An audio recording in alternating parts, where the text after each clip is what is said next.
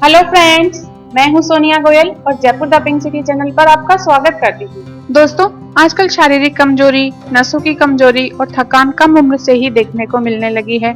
लड़के हो या लड़कियां हो, सभी में ये तकलीफ देखी जाती है। आखिर इसका क्या कारण है? आयुर्वेद के अनुसार हमारे शरीर का निर्माण करने वाले तत्वों में धातुओं का महत्वपूर्ण स्थान है। ये शरीर का पोषण और निर्माण करते हैं, साथ ही शरीर की संरचना में सहायक होते हैं, इसलिए इन्हें धातु कहा जाता है। आयुर्वेद में 7 प्रकार की धातुओं के बारे में बताया गया है। इन्हीं 7 धातुओं में से एक है शुक्र धातु।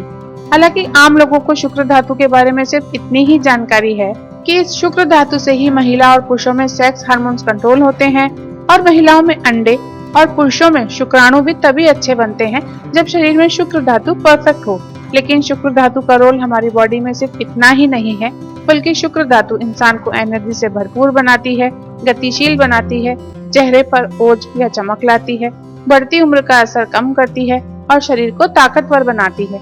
लेकिन अगर बॉडी में शुक्र धातु की कमी हो तो महिलाओं में अंडे की क्वालिटी अच्छी नहीं बनती, जिसके कारण उनको गर्भ धारण करने में परेशानी आती है, पीरियड्स की कई तरह की प्रॉब्लम रहती है और पुरुषों में शीघ्र पतन जैसी समस्याएं होती हैं। लेकिन इसके अलावा शुक्र धातु की कमी होने से शरीर में थकान, कमजोरी, मुंह सूखना, एनीमिया यानी खून की कमी और नपुंसकता जैसी जिंदगी खराब कर देने वाली बीमारियां भी होती हैं। तो एक बात तो अब आपको ये बिल्कुल क्लियर हो गई होगी कि बॉडी में जो 7 धातु आयुर्वेद में बताई हैं, उनमें से शुक्र धातु का क्या क्या काम है और इसकी कमी से ही शरीर में थकान, कमजोरी और दुर्बलता जैसी तकलीफें रहती हैं। तो आज के इस वीडियो में मैं आपको ये बताने जा रही हूँ कि आप कैसे घर बैठे ही महंगी दवाओं पर पैसा खर्च किए बिना ही अपनी बॉडी में धातु की कमी दूर कर सकते हैं और सुखी जीवन जी सकते हैं। इसके लिए आप एक काम तो ये कर सकते हैं कि रोजाना सुबह नाश्ते में एक पका हुआ केला और 50 ग्राम खजूर खाकर मिश्री मिला हुआ 1 कप गरम गरम दूध पी लें। इससे कुछ ही दिनों में बॉडी में शुक्र धातु बढ़ जाती है, बॉडी में एनर्जी बढ़ती है और थकान पूरी तरह खत्म हो जाती है। इसके अलावा रोजाना मॉर्निंग वॉक और प्राणायाम भी करना चाहिए। इससे शरीर में 7 धातुओं का बैलेंस बढ़िया होने लगता है। वात, पित्त और कफ भी बैलेंस होते हैं, तो बॉडी में जो धातु कम हो उसका भी बैलेंस बढ़िया होने लगता है। इसलिए शुक्र धातु की मात्रा और क्वालिटी दोनों में ही सुधार आता है। ये तो हुई कुछ जनरल बातें जो आपको नसों में कमजोरी, थकान और शारीरिक कमजोरी के लिए पता भी होनी चाहिए और आप इसे फॉलो भी करें तो आपको बहुत बढ़िया रिजल्ट मिलेंगे। लेकिन अब इन सभी तकलीफों को जड़ से खत्म करने के लिए आज मैं आपको बनाकर दिखा रही हूँ एक खास तरह के लड्डू जो आपकी नस नस में ताकत भर देंगे, आप में जोश भर देंगे, शरीर की कमजोरी और थकान मिटा देंगे और आपकी बॉडी को ताकत और एनर्जी से भर देंगे। इस लड्डू में एक खास चीज यूज होगी जो बॉडी में शुक्र धातु को बढ़ाती है, इसलिए वीडियो लास्ट तक जरूर देखिएगा। इसके लिए हम गैस पर एक कढ़ाई रखेंगे और इसमें हम डालेंगे 2 चम्मच घी और फिर इस घी को अच्छी तरह गर्म होने देंगे। अब इस गर्म घी में हम ये सफेद खाने वाला गोंद तलेंगे ताकि ये फूलकर क्रिस्पी हो जाए। तो मैंने गैस की फ्लेम मीडियम कर दी है और मैं ये घी में डाल रही हूँ 50 ग्राम सफेद गोंद। आप देख रहे हैं कि गर्म घी में जाते ही हमारा गोंद एकदम बढ़िया से फूलने लगा है। दोस्तों, प्रोटीन, फाइबर, विटामिन और एंटीऑक्सीडेंट के गुणों से भरपूर गोंद का सेवन कैंसर से लेकर दिल की बीमारियों को दूर करता है। इसके अलावा गोंद के सेवन से बॉडी में शुक्र धातु पुष्ट होती है। थकान, कमजोरी, चक्कर आना, उल्टी और माइग्रेन जैसी प्रॉब्लम्स ठीक होती हैं। सर्दी, खांसी, जुकाम और कब्ज में भी गोंद बहुत फायदा करता है। जिन महिलाओं की हाल ही में डिलीवरी हुई हो, उनको डिलीवरी के तुरंत बाद यानी बच्चा पैदा होने के बाद गोंद खिलाने से उनमें दूध अच्छा बनता है, जिससे वो अपने बच्चे को भरपेट दूध पिला सकती हैं। यही कारण है कि डिलीवरी के बाद हमारे देश में गोंद के लड्डू खिलाए जाते हैं। तो देखिए, बात करते करते ये गोंद हल्का गुलाबी हो गया है, अच्छे से फूल गया है, तो इसको हम एक प्लेट में निकाल लेंगे। अब हम उसी कढ़ाई में डालेंगे 500 ग्राम देसी घी और इसे गर्म होने देंगे। दोस्तों, आयुर्वेद के अनुसार घी, दूध और दही ये तीनों चीजें शुक्र धातु को पुष्ट करती हैं, यानी बॉडी में शुक्र धातु को बढ़ाने वाली होती हैं। अब आजकल गाय का शुद्ध दूध तो सबको पीने को मिलता नहीं है, स्पेशली शहर में रहने वालों को तो बिल्कुल ही नहीं मिलता। गाँवों में फिर भी ज्यादातर जगह आज भी शुद्ध ताजा दूध हर घर में मिलता है और यही कारण है कि गाँव के लोग शहर के लोगों से ज्यादा हेल्दी हैं। उनको आपने थकान, कमजोरी, नसों की कमजोरी जैसी प्रॉब्लम नहीं देखी होगी। तो ये जो 500 ग्राम घी हमने कढ़ाई में डाला था वो अब गर्म हो गया है। अब हम इस गर्म घी में डालेंगे गेहूं का 1 किलो आटा। अगर आपके पास लड्डू बनाने वाला मोटा आटा हो तो बेस्ट है, वरना आप डेली घर में जो आटा काम में लेते हैं वो ही काम में ले लीजिए। गर्म घी में आटा डालने के बाद हम मीडियम फ्लेम पर इस आटे को अच्छी तरह भूनेंगे।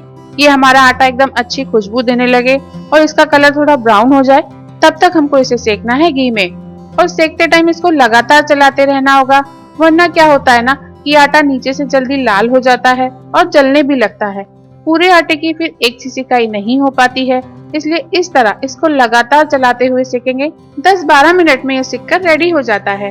ये देखिए, ये मैंने 1 किलो गेहूं का आटा मीडियम फ्लेम पर 10 मिनट सेका और अब इसमें बहुत अच्छी खुशबू भी आ रही है और इसका कलर भी काफी डार्क हो गया है। तो इसका मतलब ये सिककर एकदम तैयार है। तो अब मैं गैस बंद करके इसको एक अलग बर्तन में निकाल लेती हूँ, ताकि ये अपनी ही हीट से ओवरकुक नहीं होगा, जलेगा नहीं। अब हम क्या करेंगे कि जो गोंद हमने भुना था ना, उसको हम इस तरह बेलन से थोड़ा सा क्रश कर लेंगे, क्योंकि इतना बड़ा बड़ा गोंद तो लड्डू में नहीं खा सकते ना, तो ये एकदम आराम से क्रश हो जाता है।